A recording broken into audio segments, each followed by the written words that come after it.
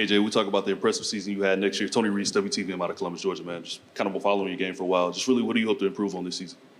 Just becoming a better passer, stretching the ball down the field, getting playmakers the ball, letting them make plays, and also just owning the offense, going up to the line of scrimmage, checking out the plays, re-IDing the mic, stuff like that is going to help me prepare for the next level. Second row on the right. Dan Peck, ESPN 106.7 in Auburn. KJ, how seriously did you consider ending your college football career after last season, and what were sort of the factors that led to you coming back to Arkansas for another year? The factors that led me coming back was I didn't get to play in some of the big SEC games due to injury, so I just wanted to come back and be able to give this state and my teammates another shot at being able to just go out there and help my teammates win and become successful. Left side, second row. Clint Schweitzer from Starcade Media in Kansas City. KJ, your career really got started 3 years ago against Missouri in that game, and since then you guys have kind of traded victories and had a tough loss here this last season to Missouri. Just talk about what that rivalry's been like playing against Mizzou, considering your career started against the Tigers. It's been really fun. I mean, like you said, it's going back and forth each and every year, and it's a big rivalry for us. Also, it's a trophy game as well, so they just make everything put pressures on both teams to go out there and execute at a high level. So, I mean, it's been really fun. I enjoy the rivalries that we have with Missouri, and just looking forward to being a great turnout this year. Second row, right side.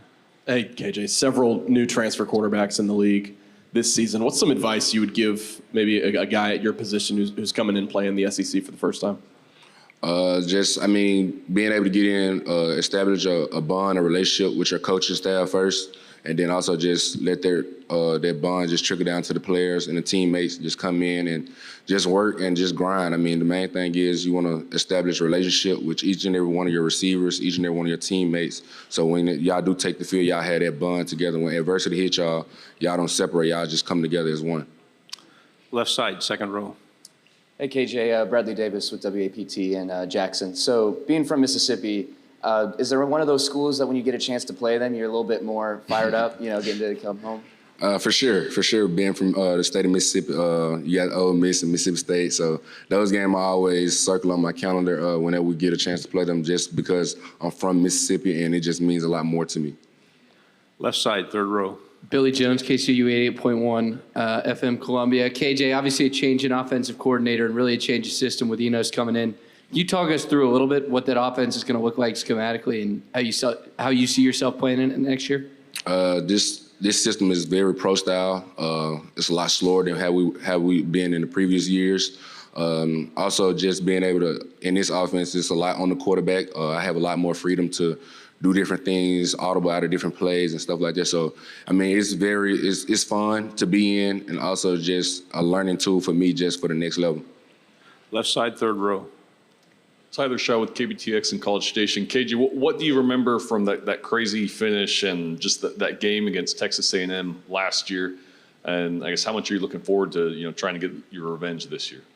Thing I remember is the play that I had that still sticks with me to this day that I had down in the red zone.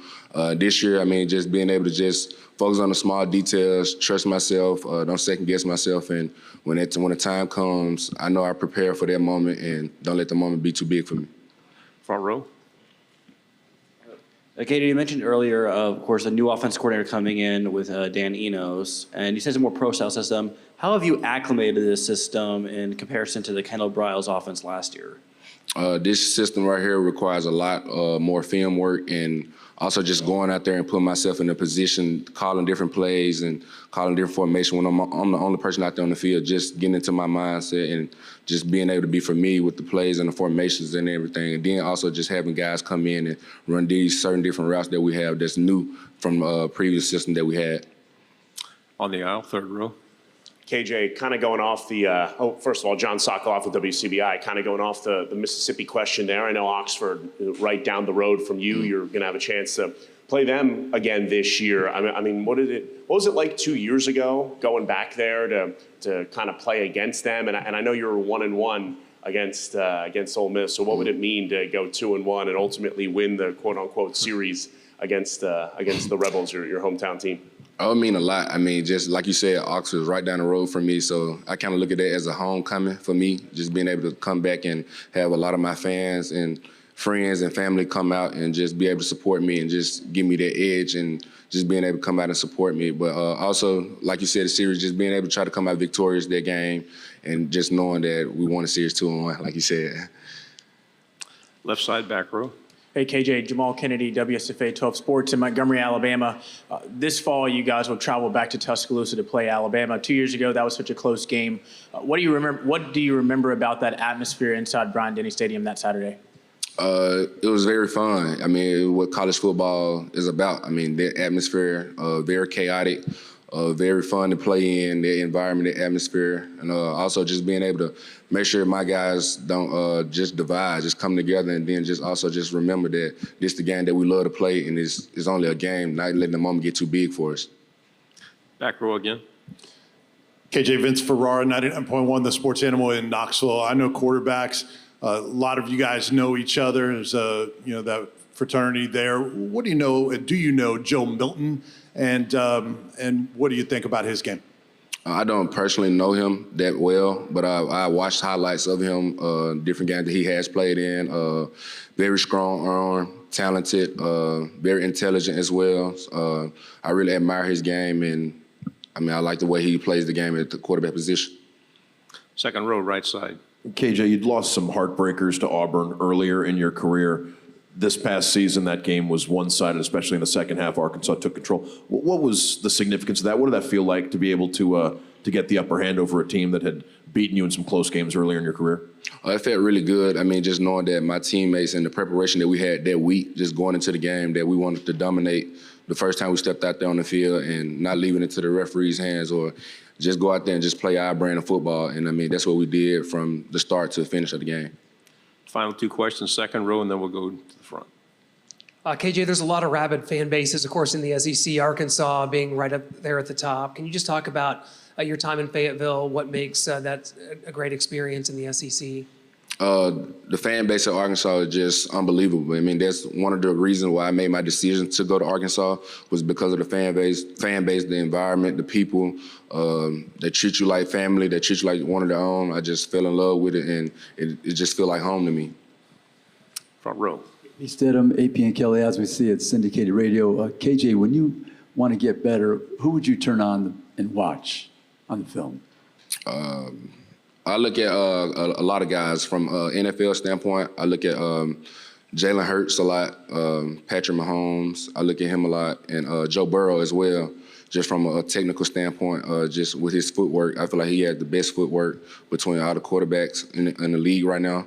Just being able to just watch those guys and critique those guys and then go out to the field or out in the sand and just work on those different things that help me prepare myself for the upcoming season.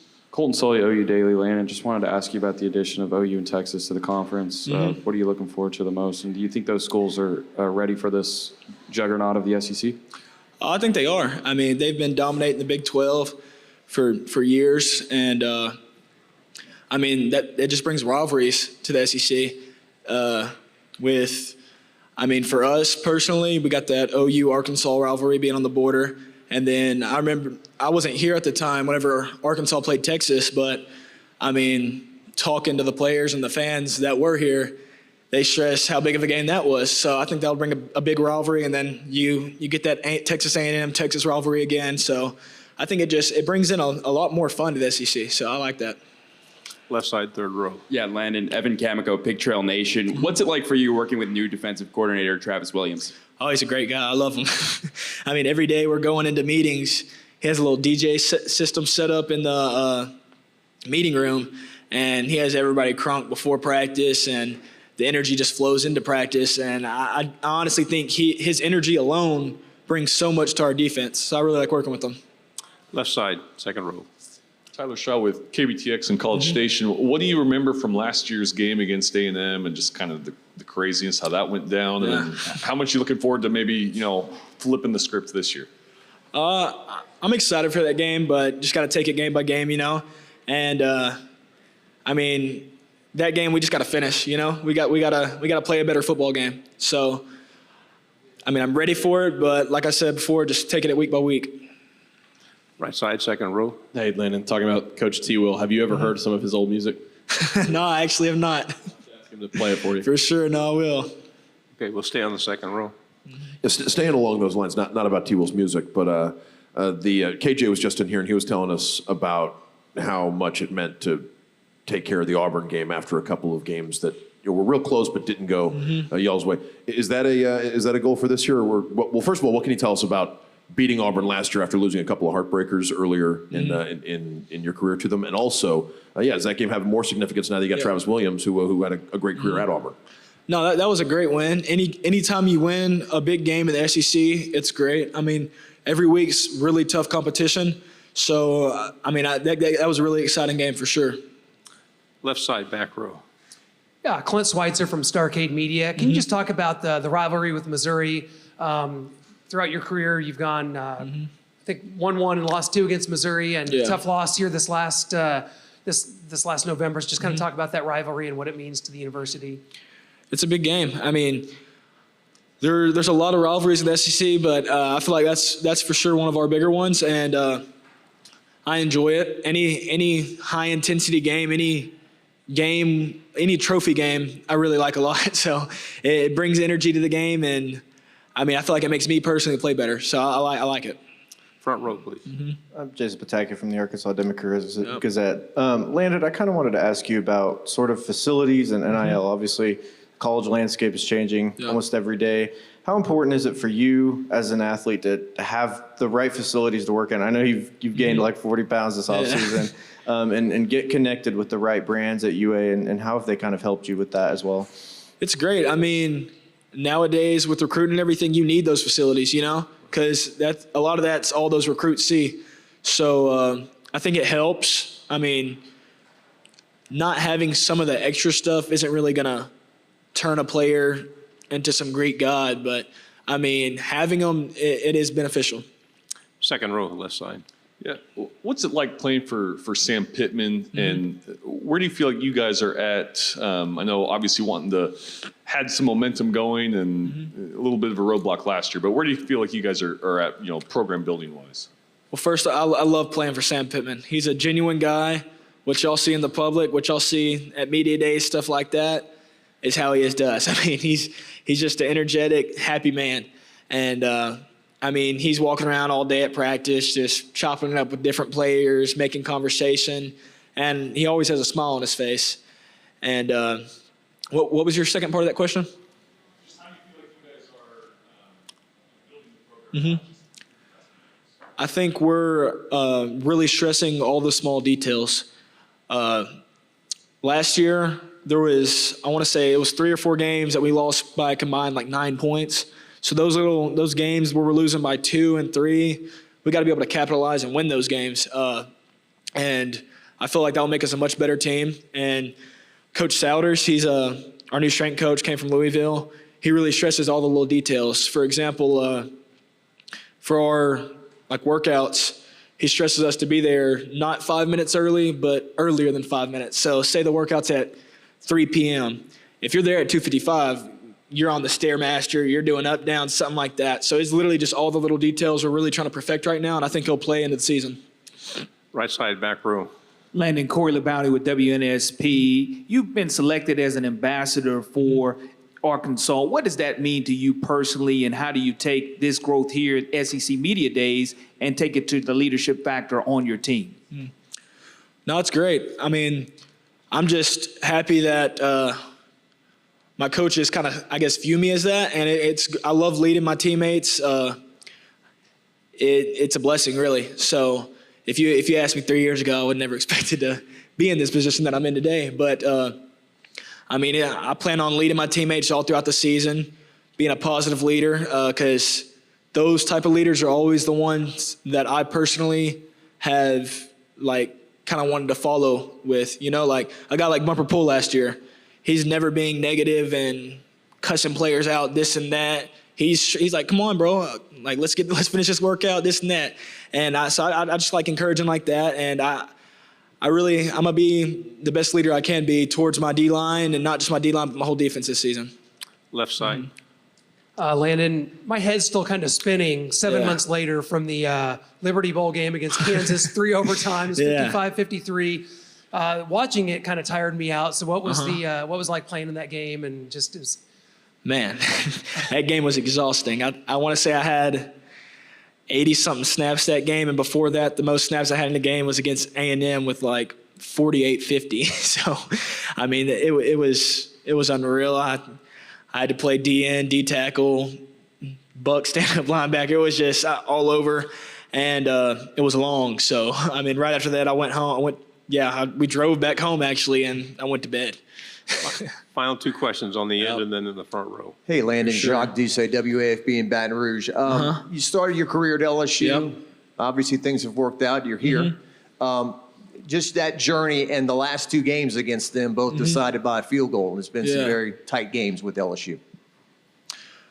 Man, I love Baton Rouge. You know, I got recruited there by Coach Ed Orgeron, and it was a great year. I really loved the city, and I think it was a great town and a great college in general, but it just wasn't for me personally. Like, it just wasn't, I didn't feel at home really, and that's my biggest thing. I'm a big family man, and I just knew I needed to be closer to home. I needed to be somewhere where if times are getting tough, I got an uncle in Rogers.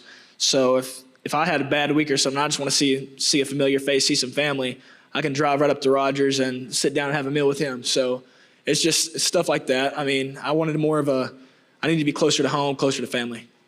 Final question. When you sort of talk about OU and Texas joining the conference, how important is it from a recruiting perspective to have those top-notch facilities and obviously the right collectives? And from your experience, did that ever go into sort of your transfer from LSU? I'd say it went into play for my, like with the whole facilities deal, I'd say I went into play more in my high school recruitment. And LSU had some gorgeous facilities. I mean, their lockers pull out into beds. And I wouldn't say that really sold me, but it's something I thought of, you know? And then whenever I was in the transfer portal, I more so looked into what staff is there, what type of guys are there, and how I'd fit in more with the defense and not as much the facilities at all. But I do think Texas and OU will play a major role in the SEC, and I'm excited to have them.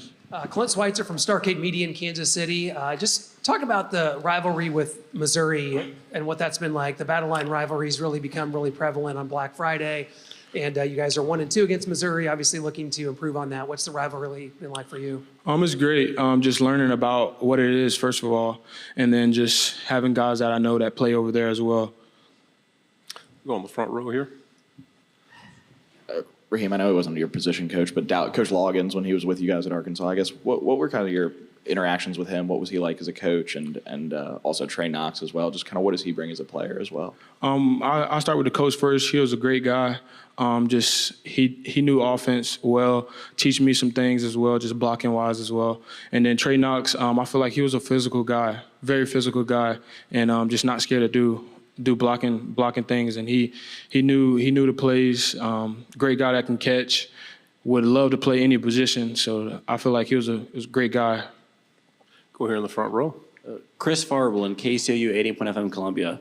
Raheim, there's been a lot of talk at the NFL level lately about running backs. Of course, a lot of big-name running backs are currently unable to get long-term extensions for their second contract. I don't know, as a running back, is there, among other running backs, is there concern about or what's your takeaway on the whole thing right now with the position and being able to get second contracts? And do you feel that running backs are undervalued in today's game? Yeah, I definitely do. But that's not something I'm worrying about right now. I'm worrying about me, my team as well, and just finishing college first.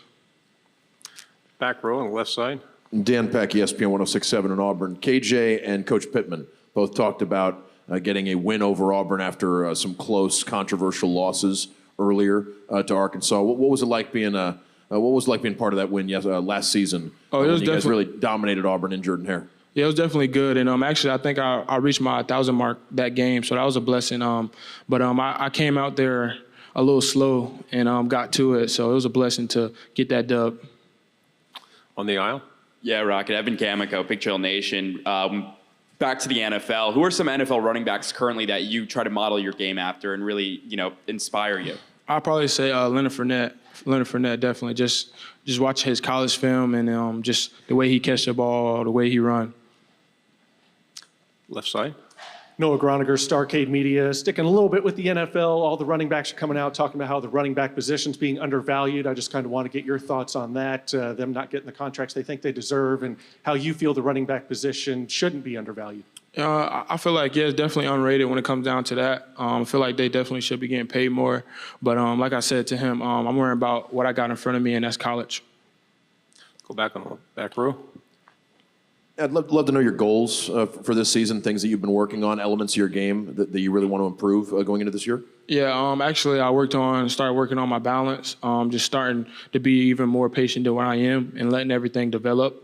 And just being a leader, being a big leader, and being able to talk to the offensive line so I can get the protection down so I can get out for a pass or whatnot. Being from Florida, what appealed to you from Arkansas? Say it again? Being from Florida, what made you go to Arkansas? What appealed to you? I actually wanted to be far from family so I can come home and they give me the compliments. But just being far is a great thing just because I'm on my own, and just adapting to new things and meeting new people. Right here in the front row. All right, we'll stay back there, then come from. You mentioned taking on more of a leadership role this season. What has that been like? Has the dynamic changed between you and the offensive line? Do you feel more confident speaking up and telling them where they need to be? Yeah, very comfortable, and I feel like the strength staff got us like that just by worrying about the little things. On the right side. Yeah, Rocket, Courtney Mims, Pig Trail Nation. Sam talked about you bulking up a bit. Landon Jackson walked in here, and he's gained like 50 pounds of great weight.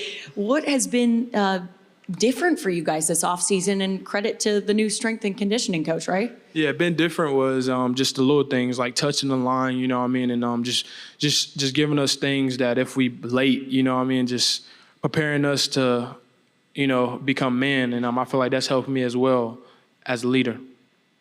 Front row.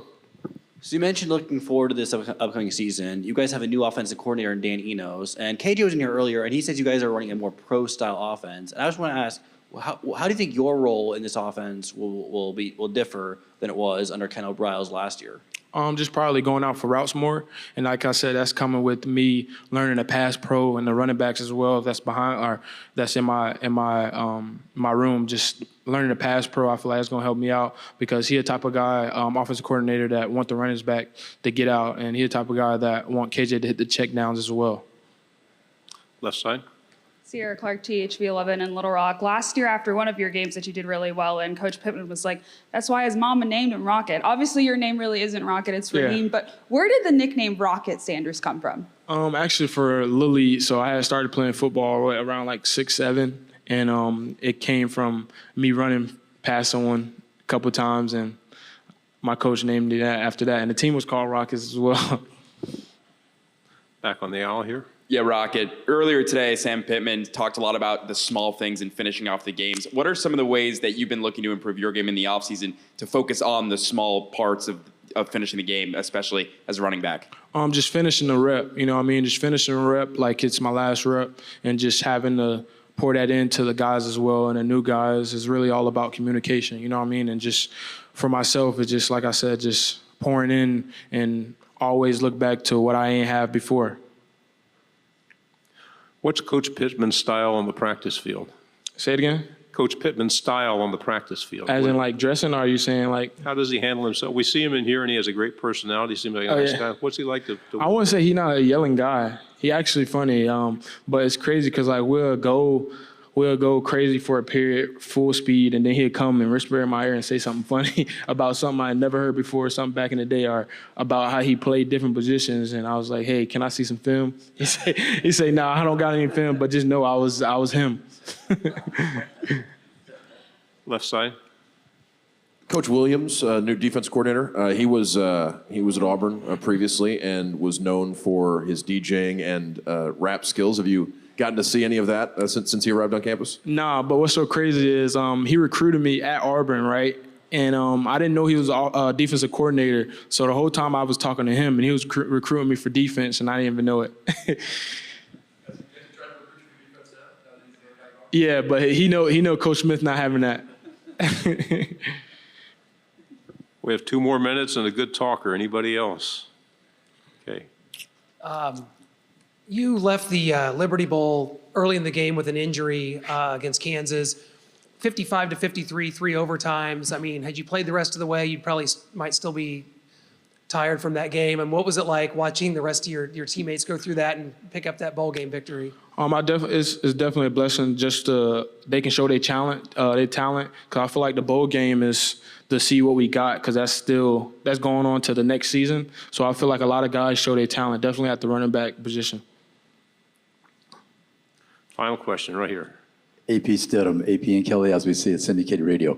Rocket, the new defensive coordinator, what's going to be different about that? You're trying to, get in the upper echelon of the SEC Western Division. So what's going to be different about your defense? I feel like just bringing the energy up front, just the defensive line and just the back end of it too as well.